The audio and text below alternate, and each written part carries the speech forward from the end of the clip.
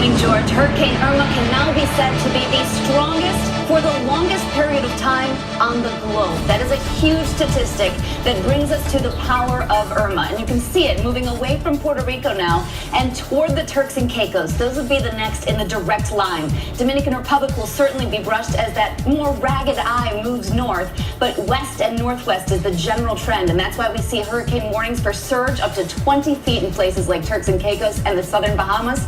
Now we've got a hurricane watch that includes Freeport and Nassau. And of course, it will brush just a bit with tropical storm force winds for Cuba. Now, I want to watch this track with you because this is what everyone's interested in, the timing. It's tonight through early tomorrow that Turks and Caicos, southern Bahamas gets hit. Then it's Saturday into Sunday when it starts to close in on the Florida Keys. It's Sunday night into Monday as we move through the southeast portion of Florida.